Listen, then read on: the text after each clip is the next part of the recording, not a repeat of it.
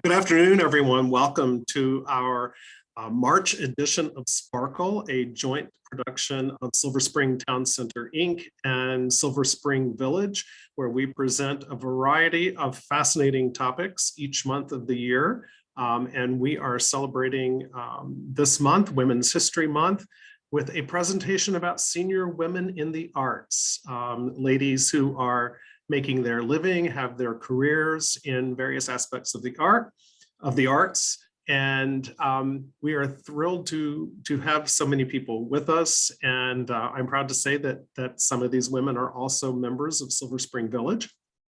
For those of you who may not know about us, we are a nonprofit membership organization. And our goal is to leverage the power of neighborhood volunteerism to support older adults who wish to continue living in their homes and in their neighborhoods of choice and being fully engaged in their communities as they age. We provide more than 3,000 volunteer services that support independent living. And we produce about 750 social, educational, recreational, and cultural events each year that are targeted toward keeping minds and bodies active and engaged. So I will turn this over to the executive director at Silver Spring Town Center, Inc., who will talk a little bit about her organization and also introduce our guest speakers today. Lisa?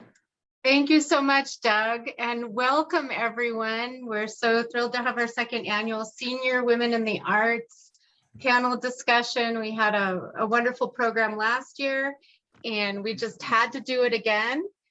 And we have some of the most talented women in town joining us today. Before we get started, I'd like to tell you about a couple of events we have coming up with Silver Spring Town Center. As you know, we present over 125 arts and entertainment programs and events throughout the year. We're completely virtual now, but we will be going back to in-person this spring, but only for outdoor for now. Anyway, last month, you may have joined us for Black History Month. We had a rich diversity of programs and that everyone enjoyed. We also are having another round of wonderful programming as we celebrate Women's History Month. Yesterday was International Women's Day, so happy Women's Day to everyone. We have another event tonight, which explores the topic of homelessness, and that is called Nepantla Place, a one-woman show created by Liv Gara Theater Artistic Director Wanda Whiteside. And this is based on a real-life woman who is experiencing homelessness currently in downtown Silver Spring. Her character is based upon that. And that's at 7 o'clock tonight. I'll put the link in the Zoom to make it easy for everyone to register. So you just click and you register, just put your name and email, and you get your own unique Zoom link, and that's for the added protection and security against Zoom bombs. On Monday, we have Machisma, Evoking a Woman's Power, in the studio with artist Marilee Mojica on Monday, March 14th. And she does wonderful artwork. Maybe you saw the promo going around. She's inspired by a number of artists, especially Frida Kahlo, who I also love. And then on Wednesday, March 16th, we have locally based Irish artist Jackie Hoisted, who is returning with her realized exhibition, Symbiotica, the intersection of fungi art and technology, an interactive art installation exploring symbiotic relationships. And that exhibition is currently running at the Stone Tower Gallery in Glen Echo, and you can visit there through the end of this month, every Saturday and Sunday, 12 to 6. And she recommends going toward the latter part of the day when it's getting dark, so you can see all the lights. She uses fungi and technology to create art and interactive art. And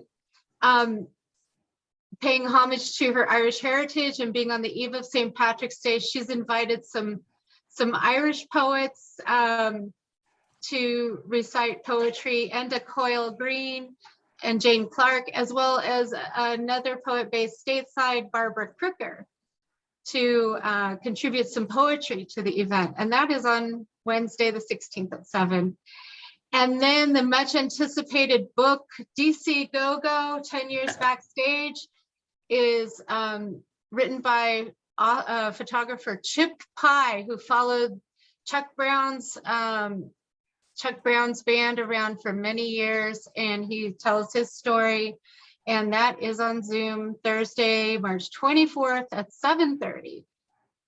And then the inspiration for our senior women in the arts, we have our 5th annual Women in the Arts panel, and we have one of some of our graduates from that. JoAnne Growney has been on that panel, and Neha Misra is also here. Artist Neha Misra, who is also on SSTCI's board of directors.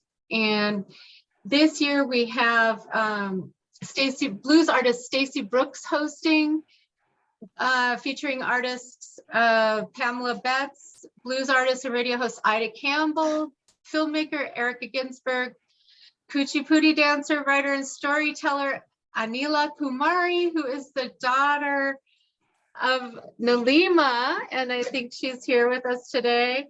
Comedian Dilo and artist Cindy Renteria. That's on Monday, March 28th at 7.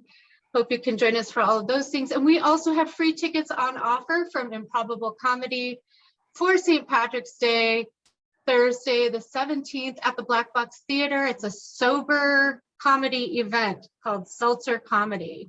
So just send me an email and we can get you on the guest list. All of our events are made possible with generous support from Montgomery County, United Therapeutics, the Arts and Humanities of Montgomery County, Maryland State Arts, Montgomery College, and many others. And now we will get started with the program. We have a wonderful array of artists. We have of women from across the creative spectrum joining us. Claire Wilson, who does fine art and is graphic designer as well, and longtime member of the Village.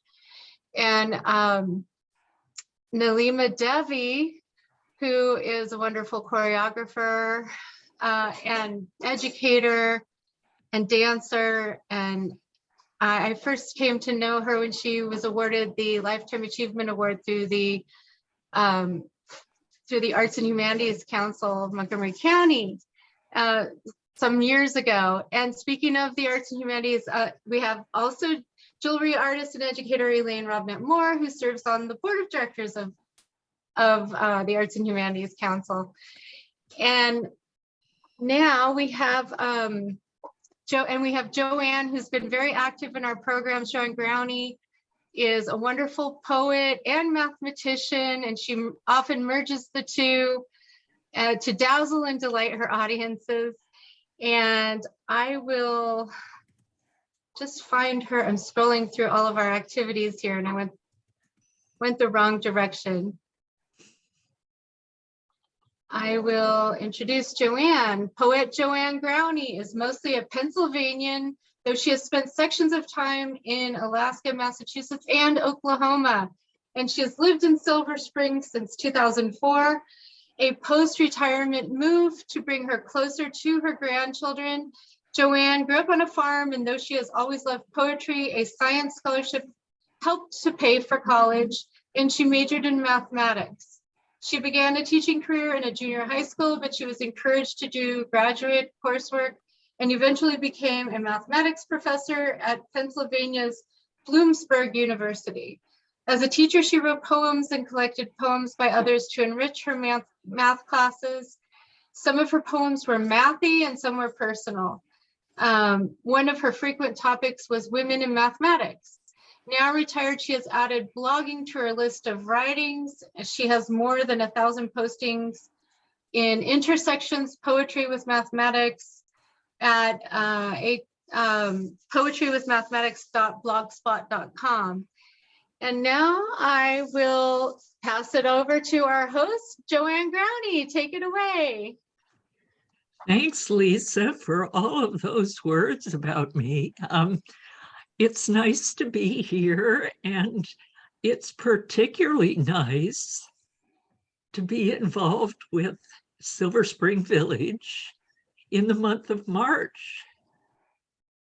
early in the month of March, because one of the things I know about Silver Spring Village is that on March 14th, they celebrate Pi Day, 3.14.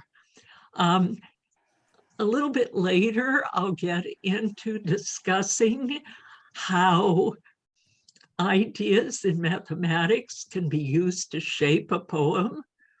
You can make a poem square by having the same number of syllables per line as you have lines, or you can write in Pilish, where your word lengths follow the digits of pi. Now, if you don't know a lot of digits of pi, you can look them up online. One of the sites I found recently has pi to 100,000 digits. So that'll be plenty long enough to write a poem. I'm going to give you, just before I introduce our other speakers, a really short version of Pilish. May I have a large container of coffee? Now, I don't know that that's particularly poetic, but it's useful. Sometimes, well, there's Lisa sipping. And the word lengths follow the digits of pi. And a lot of people find fun experimenting with those digits to see how long a piece they can write. Well, one of our exciting adventures today is going to be to visit the world of dance. Nalima Devi is the founder of Silver Spring Institute of Dance and Related Arts. She's a teacher. She's a winner of arts grants. She is director of dance and theater programs, and she has overcome barriers of caste and gender and ethnicity. Trouble pronouncing ethnicity. I'm extremely pleased to introduce a star. Welcome, Nalima Devi.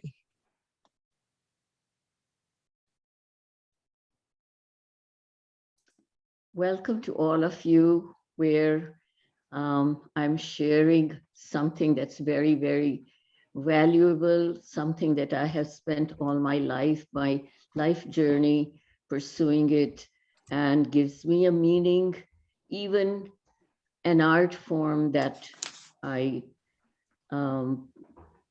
was brought up with shores across from the US. I have brought it here, and it gives me, when I rip off the cultural layers of the art, it becomes a universal language that brings me to a family of humanity shared.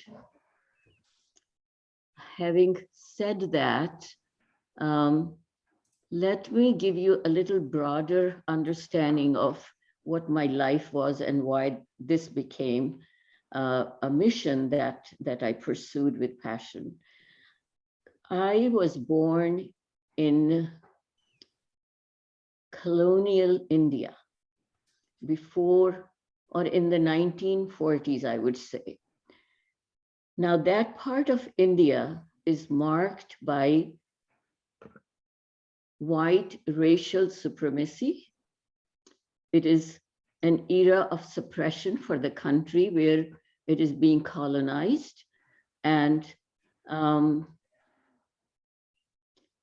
what else goes with it.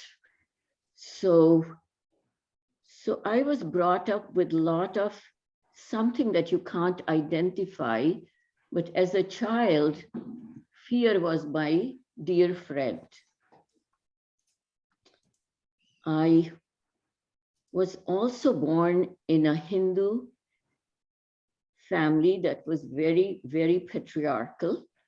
came from North India, and that put another layer of constrictions on my life, on my thinking, and on my vision of the world. My mother was a counter effect to all this. She was a spiritual woman who dug into the luminous past of India, where India was not a geographical entity, but an amazing pool of philosophical thoughts that were being churned and churned and churned to look for the eternal truths in life, in the world around us, in the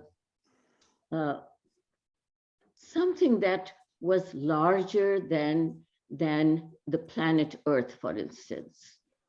And that effect of my mother and my aunt countered the effect of where I was born in colonial India, patriarchal family, and Hindu by religion in an area where Muslim majority was there, but we all lived peacefully, very peacefully. And when Mahatma Gandhi rose the gentle war of non-violence against the British to leave India, there also rose religious communal fights in India. And before I knew it, the place called Peshawar on the northwest frontier of India, we were homeless, we were refugees and running for our lives, and made it to the part that is called India now. And we survived the floods, we survived the communal violence, as I'm saying. Came down, I hope I don't overrun my storyline, came to India, and we were away from my grandfather's proximity. So my mother dared to send me, to myself and my sister, to a dance class. And I'm talking of now 1947, when India is an independent country. And what does that independence bring to India? They are trying to look what is our identity. They are trying to look what that identity means. Is it linguistic? Is it cultural? Is it communal? Is it religious? All those questions were being posed by every human being in India. And many times out of fear, they were gripping to the wrong end of things. So while my mother dared to send me and my sister to a dance class, it did something amazing to us as children. First of all, we did not know, but unconsciously, we were doing a very radical act at the moment in the historic period of that time. Secondly, it became a beautiful therapeutic healing agency for me and my sister. We could build a world that was so beautiful, that was joyous, that was blissful, and we were happy. So I continued to follow my dream. Thank you. Thank you, Neha. So that your little note brings tears to my eyes, because I'm sharing my pain and pleasure both with all of you here. So I continued with my passion. My father had some reservations, he was not against it, but he said, Nilma, this is not the time for women. He tried everything very lovingly.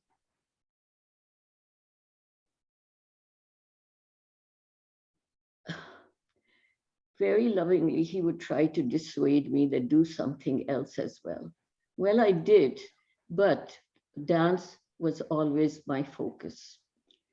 And it gave me a connection. Now, dance art is an ephemeral art.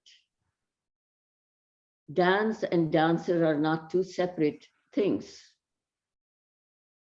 It's dance is dancer is dance, dance is dancer. They are not separate entities.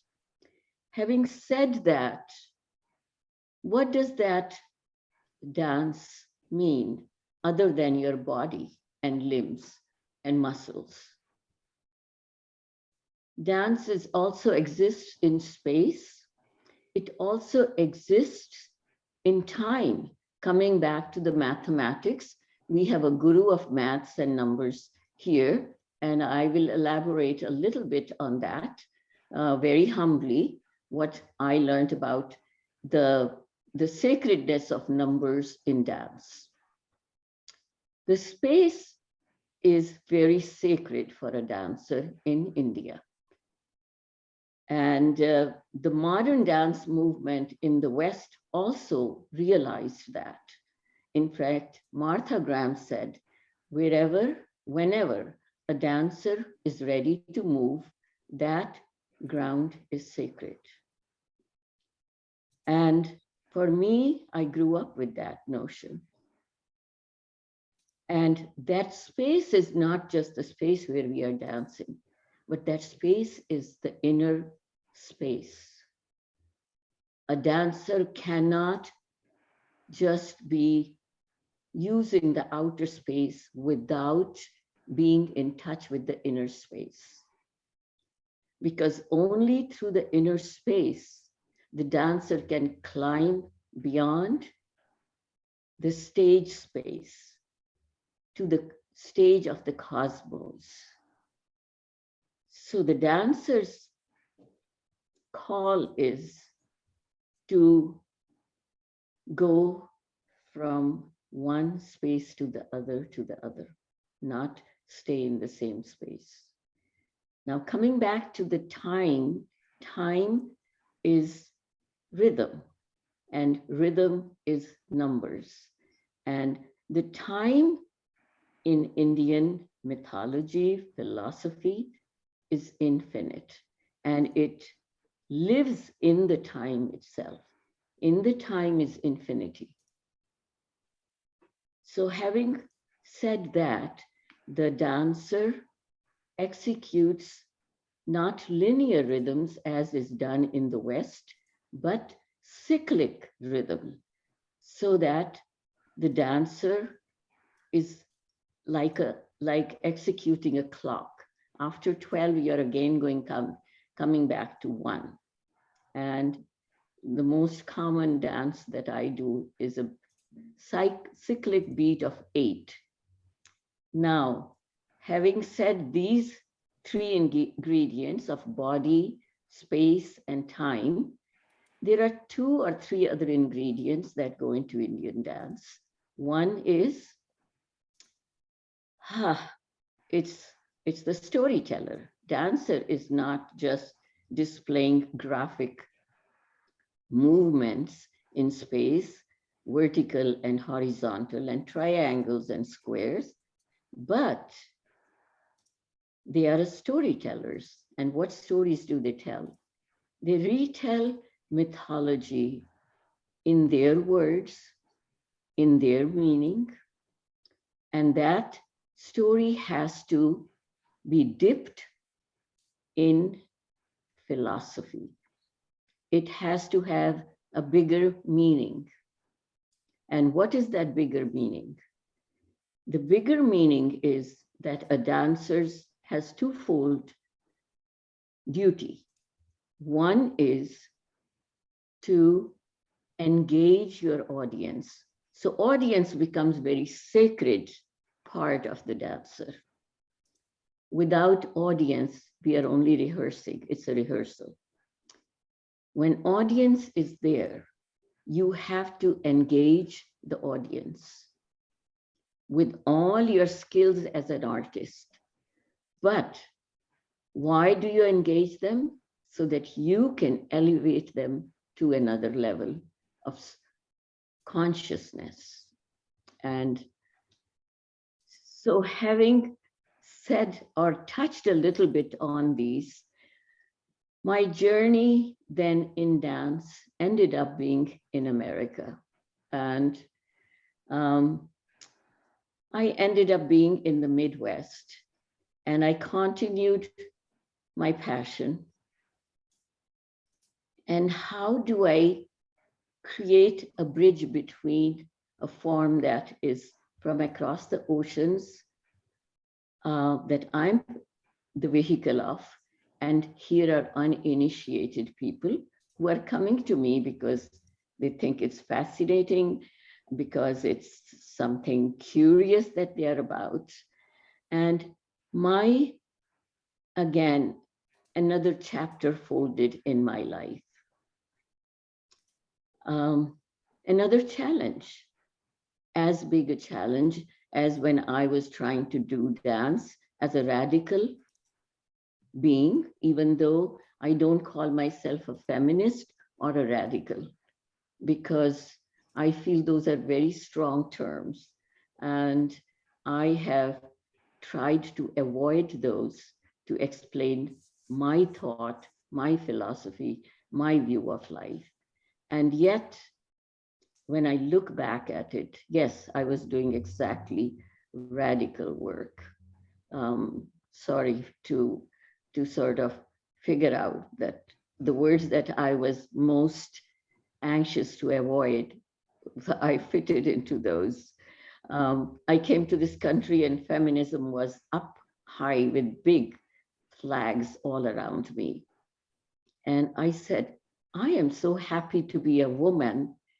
Why would I say I want to be a feminist and try to be a man or try to be in conflict with the male dominated?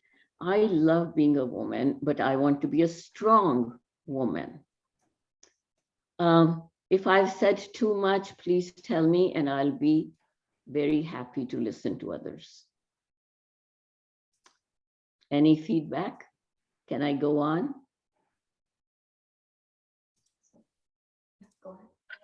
Okay. Q&A for the end, Nalima, but that was wonderful. So if we'll get back to you, I think. Exactly. Yeah. Yes. Yeah. Thank you. Always wonderful to Are we hear. going to see a sample of dancing though? Sure. Great. You all are lotuses, and I am the bee. Oh, how sweet. I love that. Thank you, Nalima. Your story, very moving. Thank you. So, our next speaker artist is Elaine Robinette Moore. She is a jewelry designer and teacher, and I have just been fascinated looking at her screen and seeing all of the jewelry behind her and wondering what kind of fingers it takes to put all that together. She has worked internationally with Rwanda in publishing a jewelry manual, and she has a recent book which has a fascinating title, Dancing Out Loud. So let's see where all of this takes us. Elaine Moore. Thank you so much. It is such a joy to be here with you and with fellow artists. It's an exciting opportunity to share and to hear the stories of others. And it's so fascinating that allow me to go at this point because dancing has played a key role in my life from the beginning, which is somewhat evidenced by the title of the book. But in my family, my grandmother had the first African-American dancing school west of the Mississippi. And she taught ballet, tap, and toe work, which was prominent here in the United States. So I'm very familiar, and I found it very interesting to hear how rhythm and plays a role, because rhythm, I think, plays a role in everyday life. Dancing has always been my go-to thing when I want to relax and just unwind. It's dancing in a room by myself or in a crowd, and certainly not as beautifully as described, but because while I did grow up with dancing, I did not pursue that. And so my affiliation with it now is that I enjoy the rhythm that it has given me for the rest of my life. I'm originally from St. Louis, Missouri. Actually born in Philadelphia. I always like to add that because I think even as a child, I understood that I was technically from the East Coast as opposed to the Midwest, but born in Philadelphia, raised in St. Louis, married and had, and at the time had 5 children, several grandchildren, and now great-grandchildren. Loved being a mother, loved doing all of those kinds of things. In fact, I know that I was cut out to do that because my nickname in grade school was Mom, so that just about says it all. I went on from there and had a business career. I was a real estate broker and developer, and back in the 70s built a housing complex, 80 units with 2 others. I think what was fascinating about that is in today's terms, that $3 million project would be $21 million. So when I look back at it now and think, wow, I did that back then. So many opportunities, traveled a lot and did international business consulting and worked overseas and throughout the Caribbean and so on.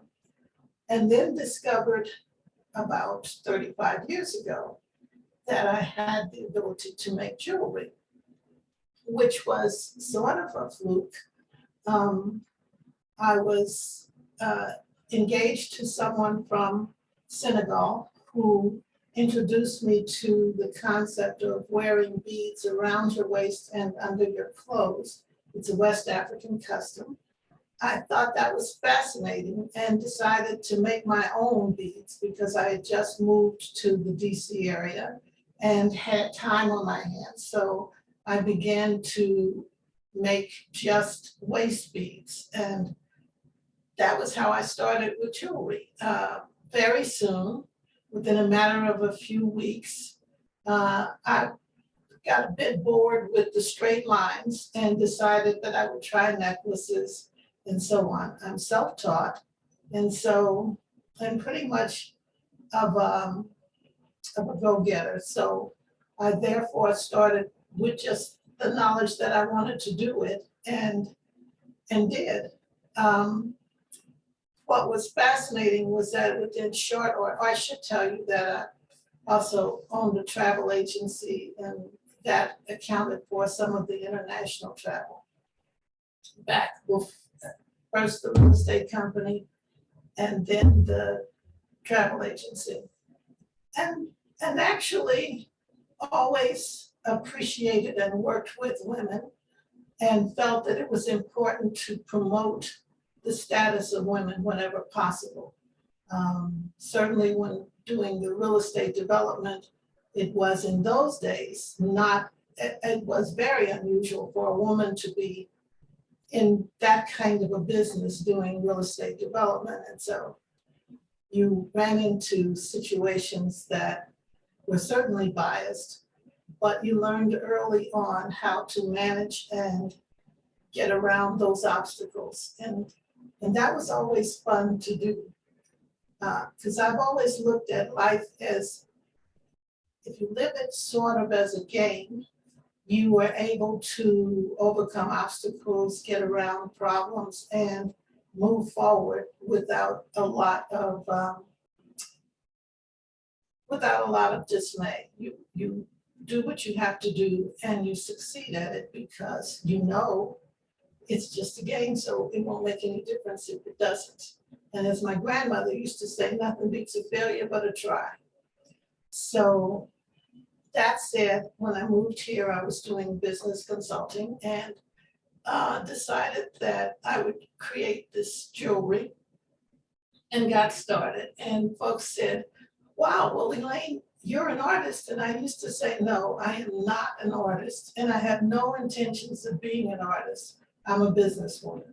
I like to think those are famous last words because, of course, I then soon found out that, yes, I am an artist. Within a matter of 4 months, my jewelry was purchased by the Smithsonian, and for 5 years, I supplied jewelry to the Smithsonian for 4 of their museum shops. So I've always been passionate about it and recommend that when you are pursuing a career in art, that you do it with a passion and not for the monetary gain, but for the satisfaction of creating something unique and different. And that when you do that, there will be those who love what you do. If you do what you love, there will be those who love what you do. I was then asked to go to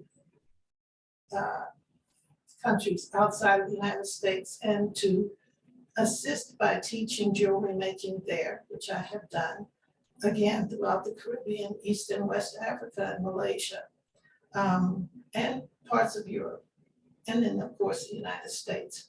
I love what I do. I'm absolutely passionate about it. And I find that helping women, especially, and certainly I teach men as well, but helping women to find their safe space within themselves and to grow and to recognize their value is a very, very important thing for me. I take that responsibility very seriously and I work very hard at it.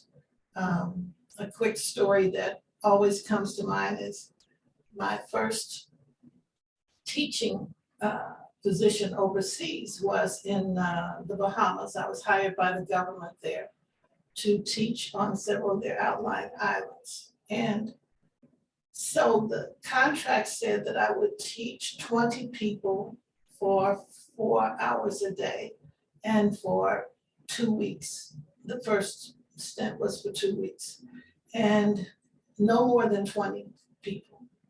So I agreed to do that, and I thought, well, this is going to give me plenty of time. I can go to the beach and just have a wonderful vacation while working. I taught 70 people, 12 hours a day. It would start in the morning and I'd finish at midnight. I don't know how many of you are familiar with island life, but I assure you that working in the best of facilities on a remote island at 10 o'clock at night with one light bulb in a huge room to accommodate 30 people is not an easy task when you come from this country where we are accustomed to a lot of bright spaces. But we did it, and it was exciting and wonderful.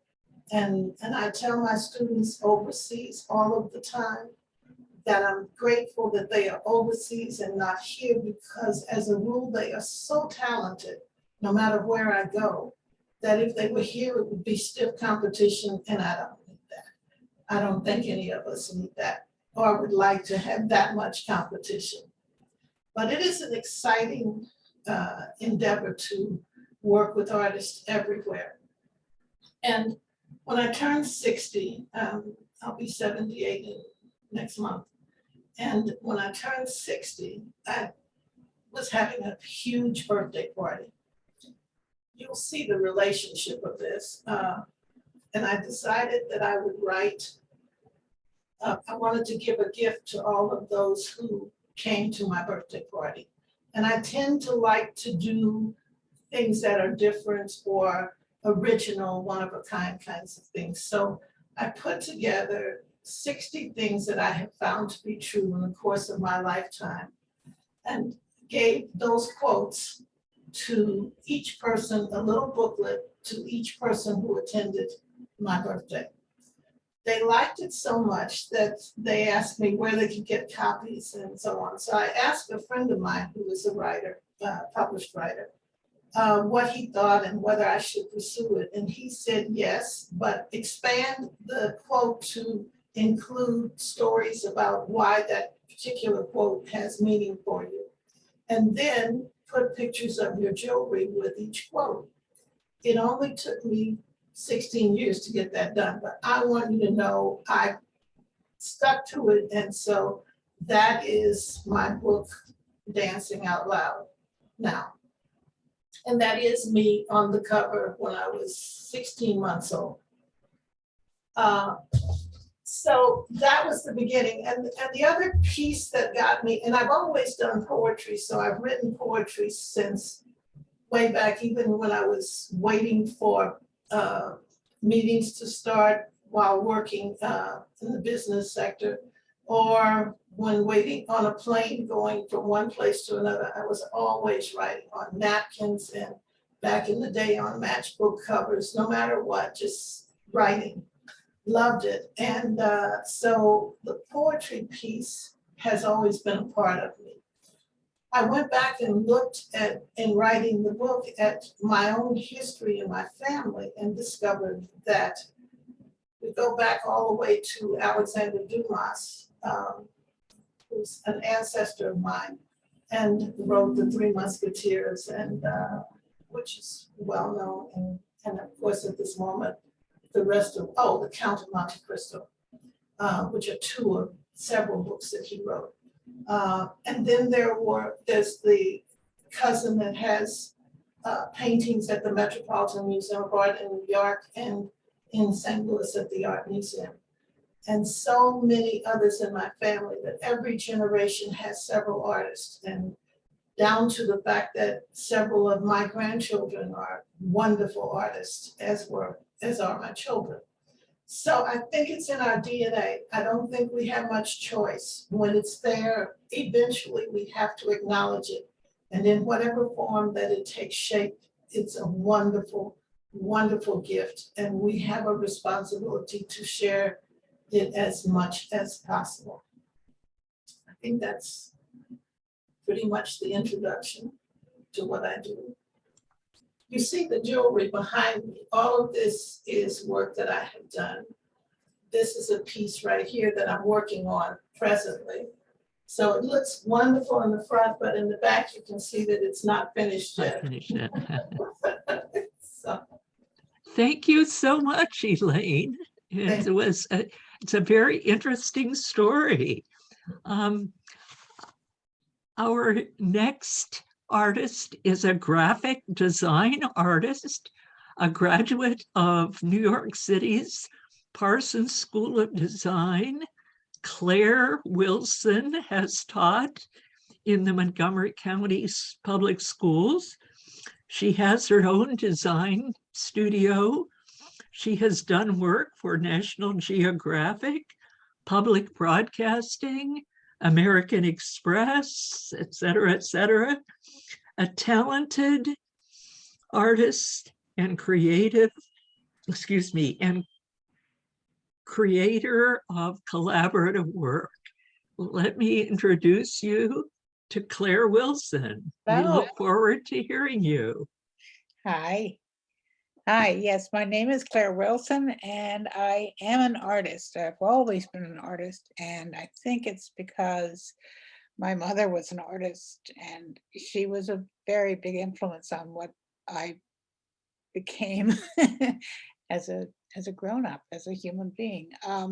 She was a commercial artist. She was an illustrator of children's books, and I would, bounce home from school in the afternoons and watch what she would do at her drawing board, which was really pretty exciting to observe, because in the end, she would, present this printed, complete book of illustrations that had been on her drawing board and were now printed on these pages, and they showed up in libraries. And I was so proud of having a mother whose work I could show off when I went to the library with my classmates, and I could pull out these books and say, my mom did that. And you see this little elephant over here? Well, she didn't know this, but I actually added to the shadow in the ear of this elephant. And now it's printed in thousands and thousands of copies, and I feel famous. And I really love that feeling. Of course, I was really young then. But I went to art school. I had great influences prior to that from my mother's collaborators or co-workers who were graphic designers. And it was because of them, I think, that I really discovered that there is a profession that can be that can be made of, by being a graphic designer. A lot of people didn't realize that.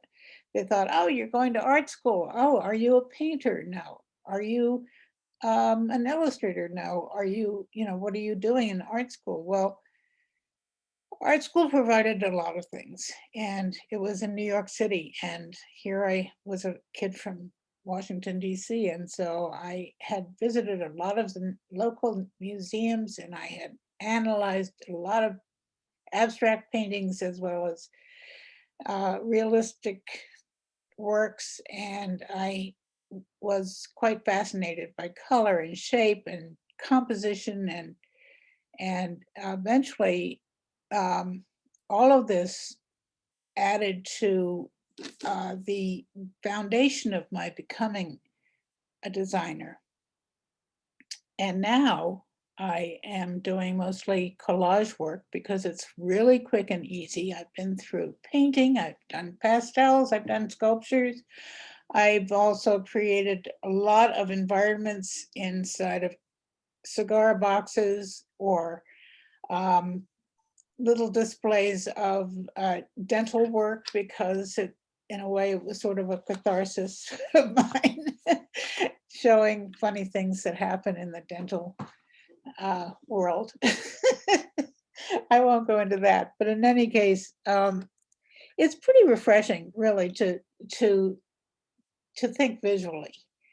And ultimately, I guess that's really what I do. I'm inspired by many, many different things, but I love collecting little tidbits of labels or stamps or package design, logos, or just the printed page itself. All of these things together combined can make a nice little composition in paper with glue, and a glue stick and scissors and, a cutting surface probably is really all you need. You don't have to open your entire palette of oil paints in order to create what you want. Collage is really quick and easy.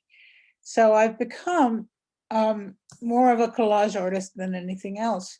And I'm intrigued by the popularity of that. A lot of people seem to really find it difficult to relate to it. And they think, oh, collage, gee, that's just like, a lot of printed pieces together on a page that's, like really abstract. This is one example, perhaps, from Collage magazine, KOLAJ.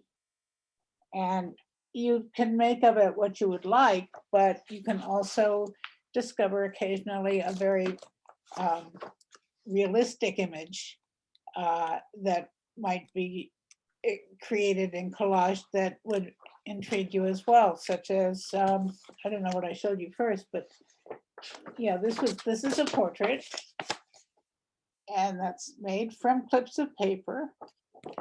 This is an abstract painting, also made from bits of paper, and it's all, I think, the work of people who have a sense of composition and creativity that they feel very gratified with after creating. A lot of people say, oh, I'm not an artist, I can't really draw.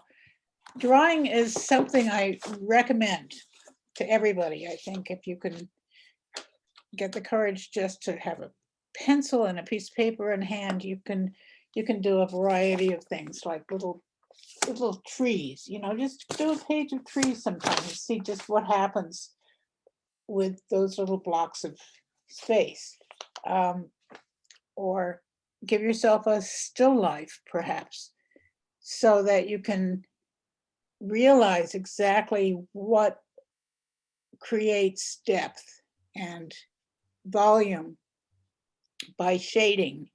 And if you realize that when you're looking at the corner of a room where two planes come together, you are not really seeing a line between the two walls, you are seeing the convergence of two different tones of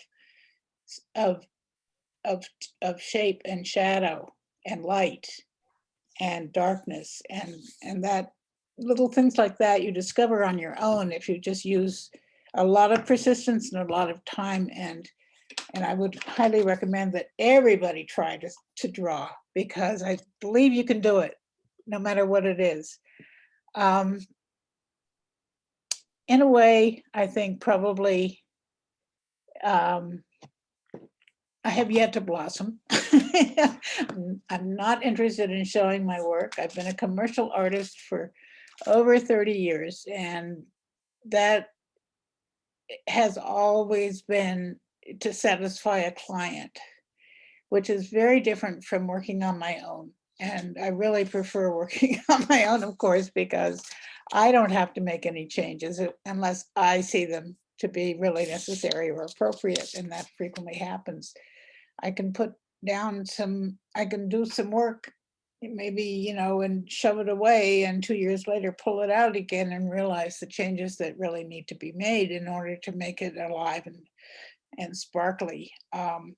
So there is, in fact, a collage group that I am starting, and I just want to tell you about this because it's open to everybody, even if you're not in the village.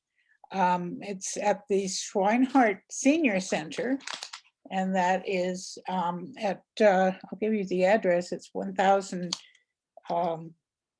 Forest Glen Road. And Schweinhart Center has a very, very nice art room, complete with a paper cutter and light and tables and water and everything that you might need.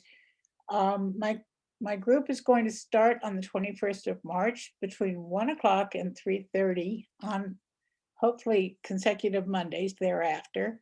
And you're all invited to come and simply bring a pair of scissors and a glue stick, and we'll sit down together and I'll start you off on a collage if you're interested in joining us. This is something that's been very successful in the past with a small group of people.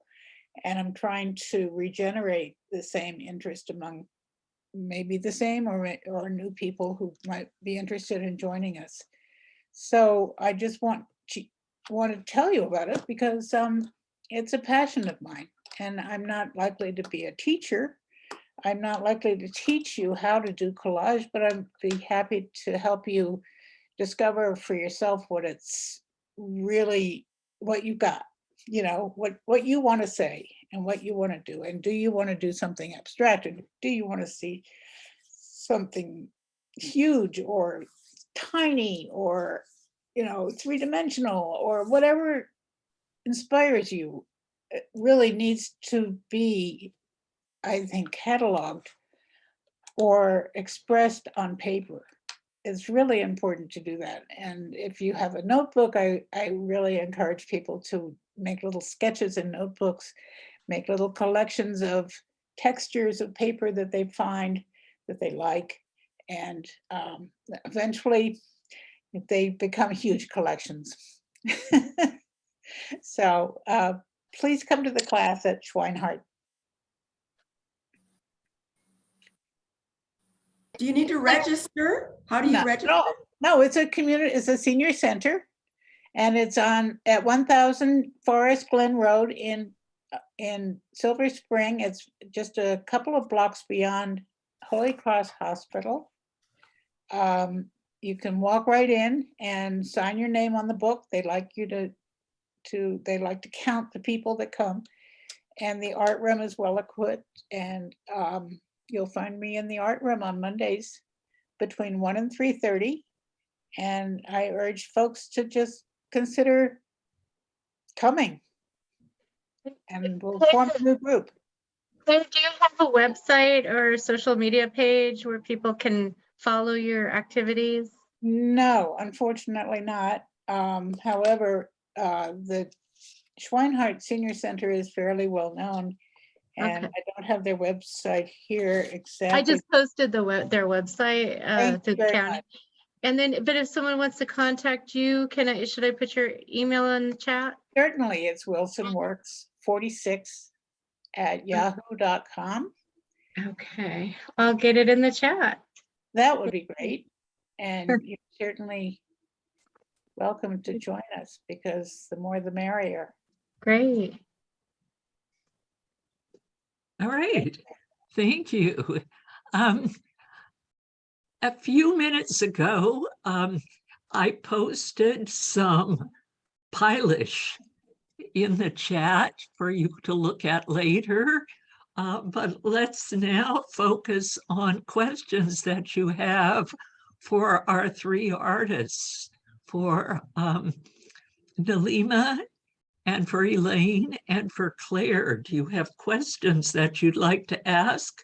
Or for the artists, do you have clarifications you'd like to make that you've thought of since you finished talking? Lisa, do you want to moderate these or? Oh, I can help you. Yes. Okay. So I see Neha has the first question. Hi, everyone. Good afternoon. I just wanted to start by just expressing my profound gratitude to SSTCI and Silver Spring Village. I feel I'm just so deeply moved, and I live right here in Silver Spring. Ever since I moved to America, I have lived in Maryland, and Nilima ji, I'm seeing you for the first time, even though I believe we are not too far away, because Yeah. I live in Silver Spring as well, and also Eleni and Claire. It's so nice to know about your work. So one, I just want to express my profound gratitude. JoAnne and I are neighbors, and that's how I learned about SSTCI first. I just feel, I just so deeply feel that I miss like intergenerational connections, Yes. and Yes. and I feel I'm really emotional because I feel I'm living in a immigrant exile because I have not seen my parents in India for like 2.5 years now, and I'm hoping to go soon, but because of these times. But I just feel how much needed, intergenerational connections, and all of you are such wonderful humans and artists. I'm just so inspired. So one, I want to express my deep gratitude, and I want to ask you, do you feel as you look forward or in the moment or behind, is there any advice you feel, maybe also looking back in your life, and is there any advice you would have for artists inhabiting this moment in world? There is so much, maybe it's always true in human history, but even more so, maybe it feels like time we are inhabiting is the worst, but because there's so much happening, which is, planetary and just human conflict. I'm just wondering if you have any, not necessarily resolution, but any, like from your creative life, any advice or any wisdom to share. Boy, I'm trying to see what words to choose and present what I think is worthwhile.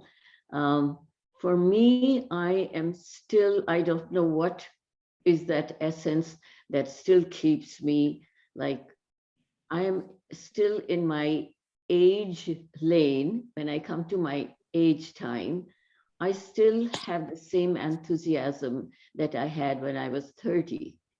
And why is that? I keep asking. I feel bodily tired, and yet every day I mark, have I done 1 hour of yoga or not? Have I read something or not? And have I gone further than not? Those are the questions that keep asking. But also, every time, here is something I'll share with you all, is that I was on a senior research grant in India. And my own research was, when post-colonial time came along, everybody said, oh, I am linguistically this identity. Oh, no, I am this identity. No, no, no, I'm Gujarati. No, no, I am Punjabi. And then when you go past those linguistic identities, oh, I'm English. No, no, I'm German. I'm this, I'm that. You go past all those identities are not bad. They give us something to hold on to. But then we also have to grow beyond those identities. We have to go beyond America and beyond Russia and beyond Ukraine. We are one human family. Can art show us that land where we could all become one? And we are one. It's not we become one, we are one.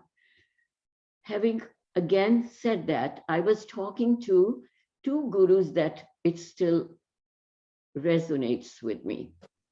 One was in India, the cultural identity was a big question for post-colonial people who had suffered. Their art was just being held like it was a museum piece, no longer a breathing experience. So when that happens, I went into with my premise to find out, does creativity lie within tradition or not? Are artists from classical traditions, tradition again, I'm using the same word, does that allow you to be creative or not? Because we keep thinking, this is my tradition. What is that tradition? Is it a dead end, little stagnant water? No. So I asked Dr. Aparal, I said, what does tradition mean? Who was quite an expert on the philosophical, artistic, historic, political, you name it. He had a whole research and author of several books. He said, you know, tradition is like a river. I said, oh.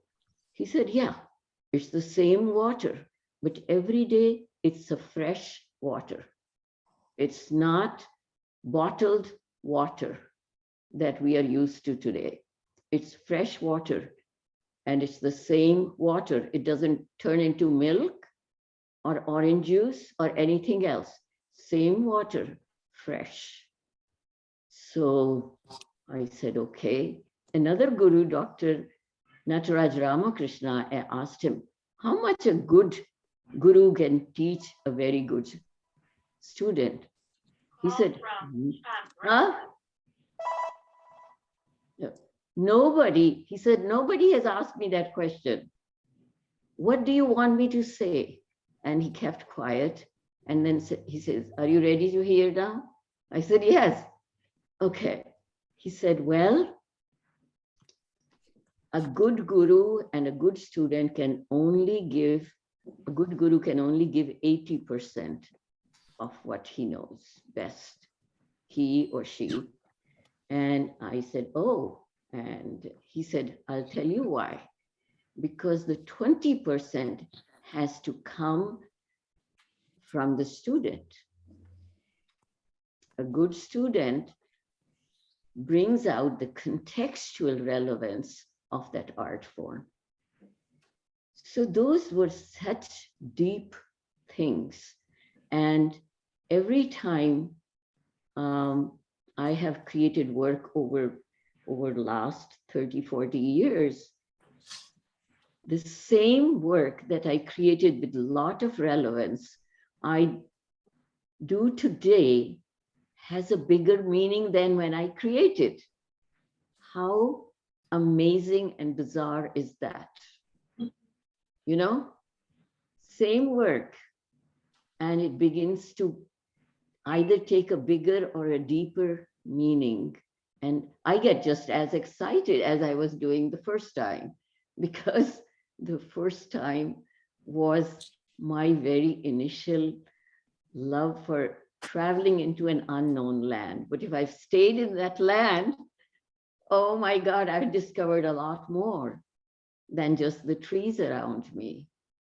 So, well, I talked too much, I think. Yeah. Elaine? I think that for me, I certainly agree 100%. But in addition to that, what I find in these times, what I find is that I have to pay closer attention to the flower blooming, to the raindrops as they come down. And I have to remember to see the beauty in what is available that is positive around us. Beautiful. And to expand on that vision. Because if I focus on what's negative, while keeping in mind that it is important to pay attention to what's going on in this world and to do all that we can. In the meantime, it is important to remember to, the old cliche, smell the flowers. It is important to do that. I personally believe that every single individual on the face of the earth is an artist in one way or another. Absolutely. I am in total, absolutely. And that whether that artist is sweeping the floor, doing brain surgery, or creating a Picasso or something, or a new dance, that individual is an artist and at what they do. And when we respect each other in that capacity, then we grow. And I also believe and have found to be true that when working with students, and the students I work with usually are adults. I very rarely work with children, other than my grandchildren and so on. But I really work with adults. And it is a means by which they can often generate income to support their families. And what I find is that I'm not teaching people to create what I create. And it doesn't matter what the medium is, because I work in other mediums. I'm not doing woodwork or teaching dancing, but what I am doing is sharing the business pieces that go with those mediums, or just the theory of art and design itself, which helps the person who's taking the class. And really the responsibility is to share enough for that individual to be able to find their art, to find their center, and to begin to explore that. But it's paying attention to the joy that is around us, and to laugh a lot. We have to laugh a lot. Thank you, Claire. Yes, I agree. I think that inspiration comes from absolutely everywhere, if you're open to it. And it could be a dream, and it could be just the excitement of realizing something about yourself. I mean, inspiration is it's an exciting thing when it happens, and you can work it. I have yet to blossom myself. I think I'm going to one day, you know, and I'm working towards that, but it really takes hard work. It takes persistence, and I know one day I'm going to be able to say, aha, now I've got it. Now I know exactly how to be what I am driving towards. And it takes a while, but it's really the process. It's the getting there, not the being there, that really counts. You know, make the most of the trip before you get to the destination. Thank you all so much. Thank you. One of the parts of the creative process that seems to be important to me is the phrase, everything connects. Yes. And as I've listened to you speak, I hear various connections between family and art and location and art and so forth. And I wonder if you have any of you have any more to say on that subject. How does what's around you inspire you? I know that inspiration for me is all of that, and then some. I love to travel because while traveling, I'm experiencing other cultures and other places, and then I incorporate that. I think proof was when I was working down in the Bahamas, and I came home, my youngest daughter, and my children are all grown, my youngest daughter said to me, when she saw some of the work I had created there, she said, "Oh, Mom, I can see the ocean, what you've done." And I thought, oh my goodness. And I looked at it a second time, and you could see the ocean. You could see the water, you could see the elements. And so I think that it plays a very key role. I really do believe that what we do is in our DNA, and that if we look back seriously at our ancestors, we will find those links that coming forward tie us to art. And I just think that's important. Yeah, I think Marilyn has something to ask. Oh, I do. I do want to say that I met Claire at the Schweinhaut Senior Center, that she was saying that she'll be there on Mondays doing collages. And it was thrilling to meet Claire and a couple other people that had become very good friends with.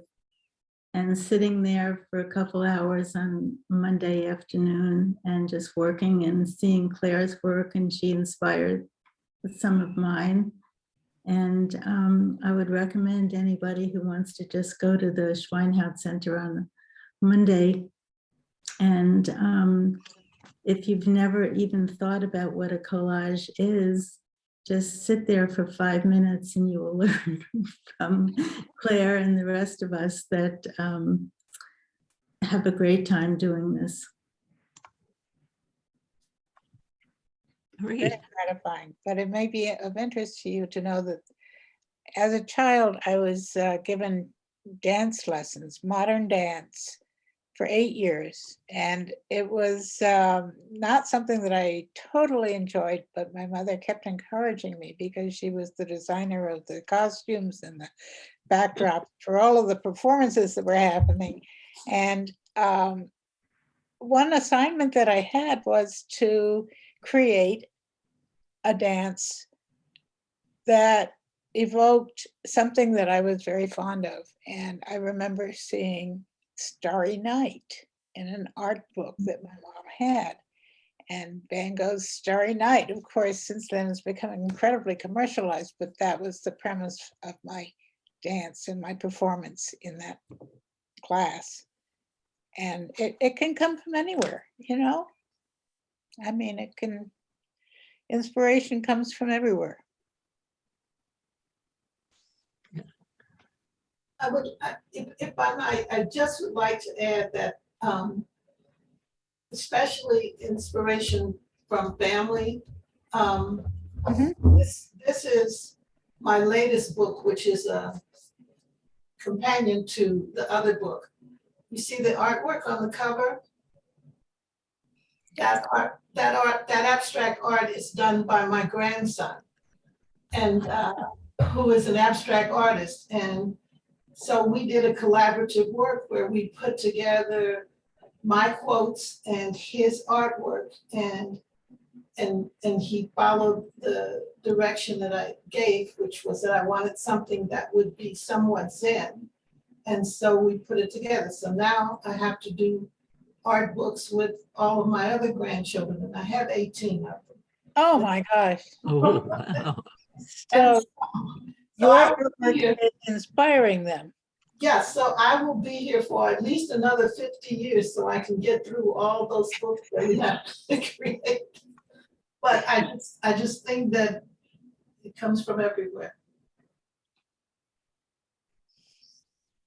Question for the ladies. I wanted to ask, oh, sorry. Nalima had touched on this. I discussed it. She said about how dance is inspired often by storytelling. It's not just dance. It's not just the visual element. There's a story behind it. And I know that music and poetry also influence dance. I'm wondering what other creative disciplines outside of what you practice have inspired your work? If you could talk a little about that. Well, one of the things I would mention just again is the idea that everything connects. And so whatever you're doing, like, because I've done math, then math inspires my poetry. Because I like to exercise, then, that sort of experience inspires my poetry. My grandchildren inspire my poetry. The farm I grew up on, the places I've traveled, I think that our art becomes an expression of our experience. Exactly. It is. So give your children experiences of all kinds. I think that that's really important because I certainly grew up with a mother who wrote poetry and was a school teacher and created scenes and did costuming for my grandmother's dance school and so on. So the more exposure, the greater the experience and the more easy it is for you to identify with the art world. And I think that that's really, really important. Yeah. I agree. Okay, great. I think Cecilia has a question. Well, I wanted to ask Elaine from her beautiful jewelry, do you go on shopping sprees around the world to buy the pieces, or do you order online? So the technical answer is yes and yes, but very specifically, I cannot order online the primary elements in the pieces I work with because I have to see them. My jewelry is usually one of a kind. So it means that I identify or see an item. I do not make beads and I do not do metalsmithing at all. I'm technically a bead stringer and that's what I do. But I find the beads wherever I go in the world. And I just am drawn to those that sometimes I will have in the studio. Well, for instance, this bead right here, this long silver cylinder, I've had it for at least 5 years. I made it into a necklace 4 days ago. But I knew when I bought it, it was going to be a necklace right away. And 5 years later is when it finally spoke to me and said, this is what I want to be. And so that's it. The beads, these beads here, are done by an artist in Kigali, Rwanda. And they are made out of fig tree bark and acrylics. They're awesome beads, awesome beads. The designer of these beads is an abstract artist whose paintings, individual paintings, sell for thousands of dollars a piece. But we made these beads, and we're now working with the artists there, the women in a co-op there, who are creating the beads. And he does the painting and they do the creating, and they're designer kinds of beads. It's fascinating to do that, but the beads do come from all over the world. There are major bead shows that happen annually that I've not participated in since this pandemic, but that take place, the biggest being in Tucson, Arizona, and there are over 40 shows that run at the same time in Tucson. And it's a wonderful opportunity to shop the world in one location for a couple of weeks. And so, yeah, that's where the beads come from.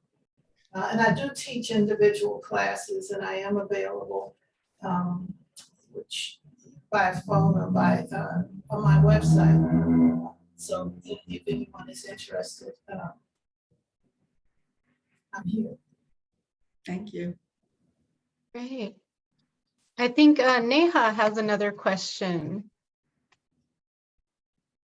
Yeah, thank you, Lisa. I have so many questions. I'm going to contain my enthusiasm. I particularly have one more question, Nilimaji, for you. As when you were sharing, I was taking copious notes because so much resonated with me. I recently crossed very emotional threshold in my immigrant life.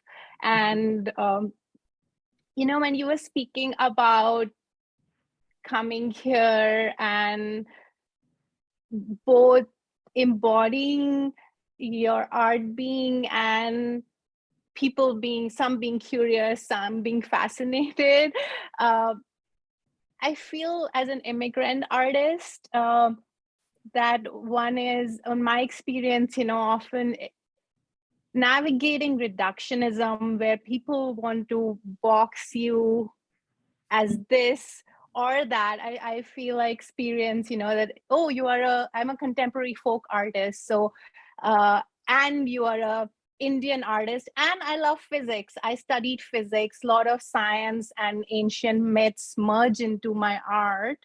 I embody them, but I realize often I am navigating these systems where people do want to box one or project one's own reductionisms on multi-dimensional beings. And I wonder, like, through your legendary, you know, life experiences, navigating a transcontinental life and experiences, how have you navigated that like boxing or unboxing, you know, inhabiting the wholeness than being put in this? Yeah, I'm constantly learning, Neha.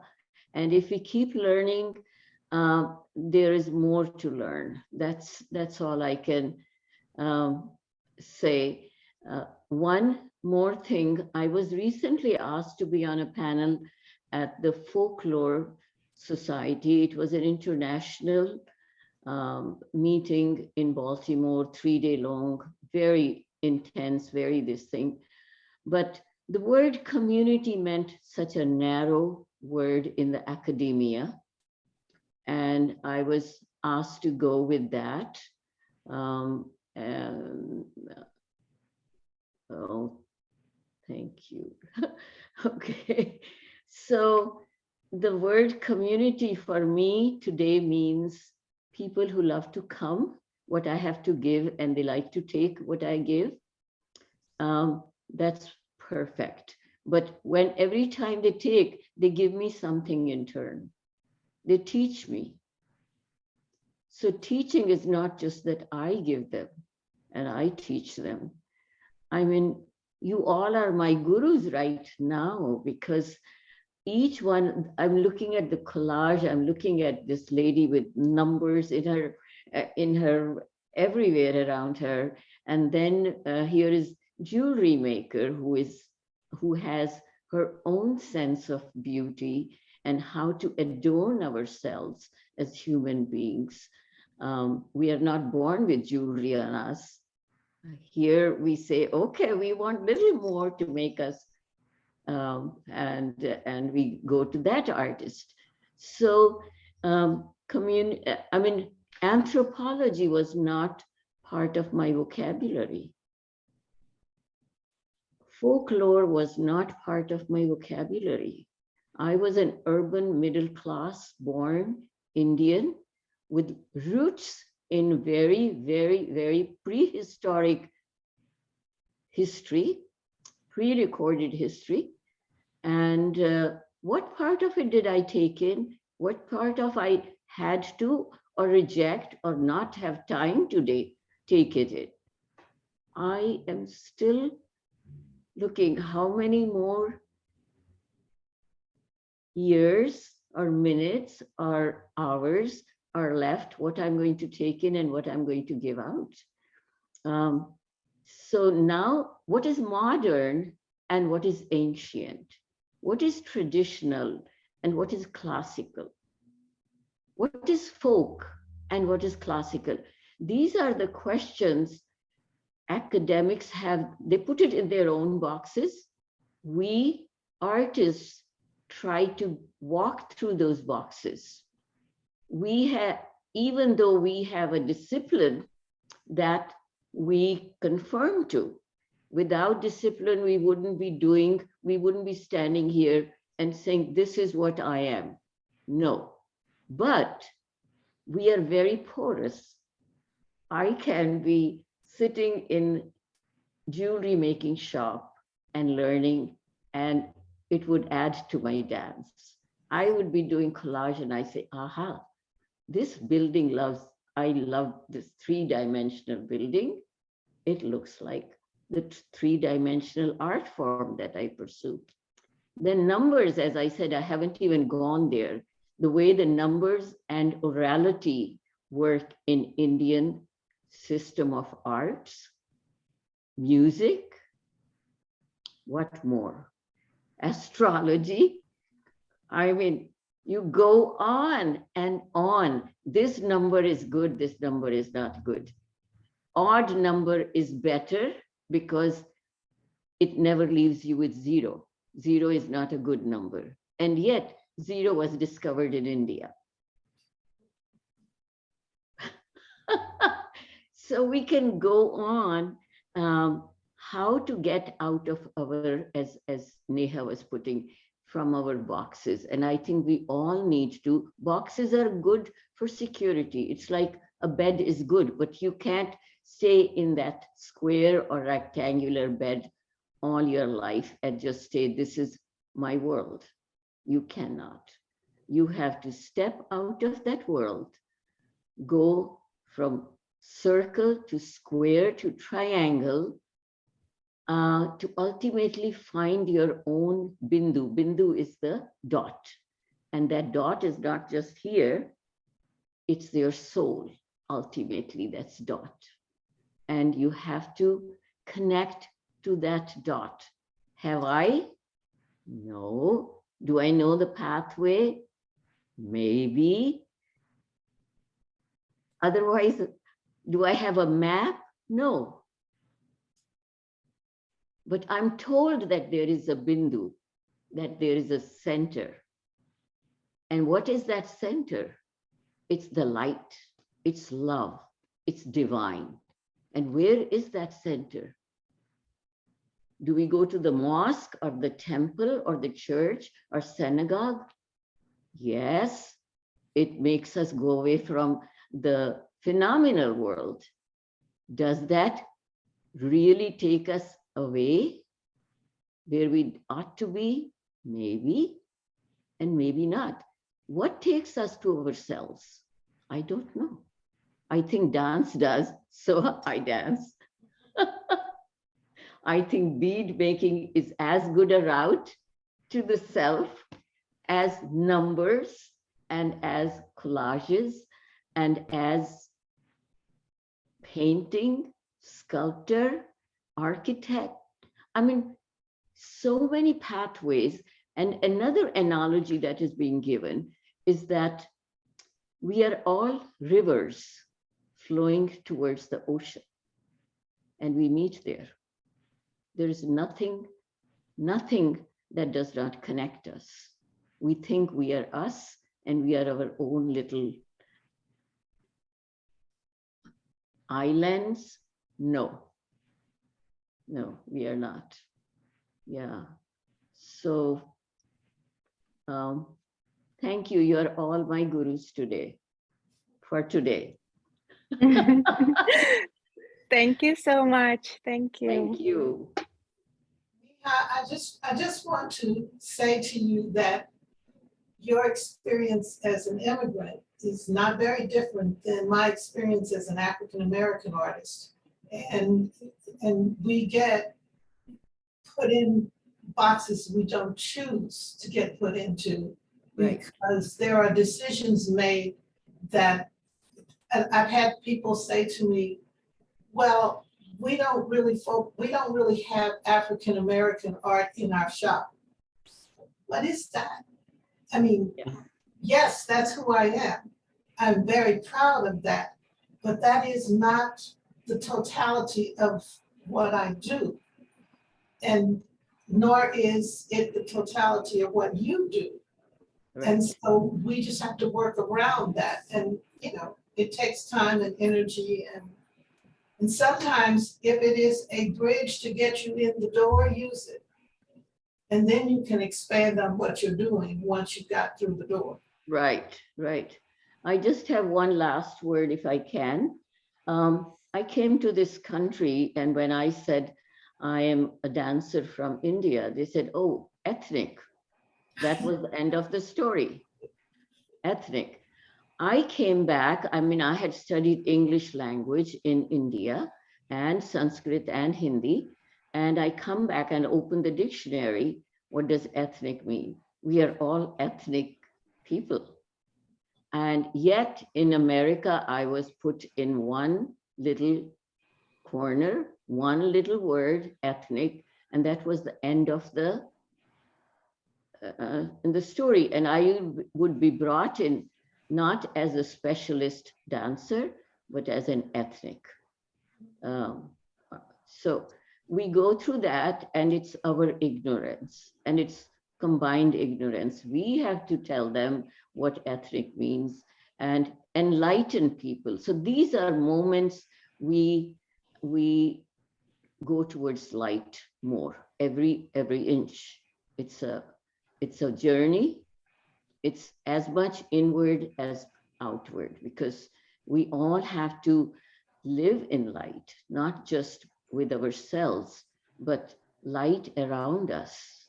It's so beautiful when people are trying to learn, when people are trying to hear and share their stories. Nothing like it. So thank you, thank you, thank you. Yeah.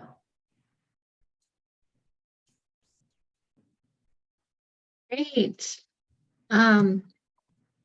Okay, did anyone else have some thoughts to share on that?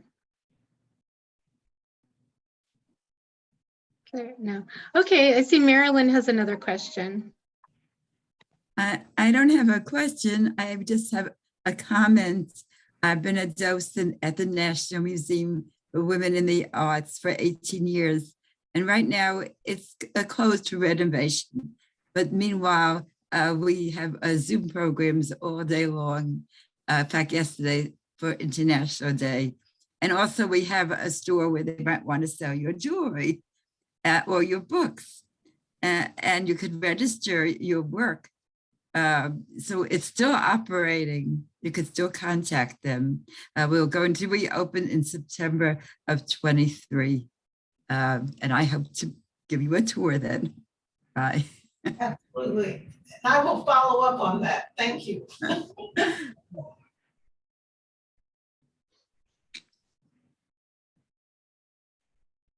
Okay, great.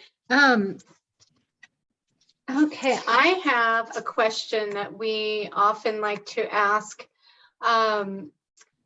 What is some advice that you would give to your younger self? You know, there are many wonderful things that come with aging that I'm learning every day. We have to focus on all the good things that come with that, including the wisdom that we get after years of living. So what is some advice that you would give to your much younger self? I will give you my quick answer, and that is simply that is exactly why I wrote the book, Dancing Out Loud, Thoughts on Navigating the Rhythms of Life, because I wanted to leave for my grandchildren and my children an understanding of who I was as a human being. And I'm not, and so the collection of thoughts and quotes that I have found helpful, I felt were what I would pass on. When I was younger, I actually did listen to elders, and it was what really helped me to navigate life or to follow that journey that I've been on. And no matter how crazy it was, and no matter which way I went, it was always worthwhile and a learning experience. And so I think listen to your elders and write down the things that benefit you along the way and pass them on, because that's what helps the next generation. That's my answer. Terrific. JoAnne, what ideas do you have? One of the things that I grew up with that was a disadvantage for a long time, I was in a culture where boys were smarter than girls. And I encourage, women or anyone who is in a disadvantaged group to ask questions and to, well, I don't know. It's hard for me to put it into words, but it's something that we need to resist discrimination. Right, of all kinds. Of all kinds, yes. Okay. Now, Nalima and Claire, do you have any words of wisdom for your much younger self? It's a long journey, and it's been a healthy one, I think. I have learned lots just by traveling and by observing other people's products, artwork primarily, I guess you can call it. Strongest influences come out of the sky. I can't exactly describe how. You have to be open to just about anything that comes along, but keep on going. Just keep on working. Keep on working. And that's eventually going to lead to something magical. Yeah, keep your eye on the prize. There you go. Right. Great. And when you have time, write something in Polish. In Polish. Yes, right. I've been trying to do that. It's challenging, but it's fun. It's a fun challenge, and I'm going to keep working. I was trying to have something before the end of this, but I couldn't get it. It's more challenging than you would think. So, Nalima, did you have some thoughts on this final question before we close? No. I mean, unless there was a question phrased, I don't know where to start. Because dance that started out as a discipline has started turning into a big ocean. And what part of that ocean am I swimming and and wading through. I don't know where to bring you guys into it and say, you know, this is another part of dance that I'm learning or wading through. That's yeah. So thank you. It's an amazing amazing moment, I think, for all of us. For all of us, Here. yes. Thank you all. Yes, thank you so much.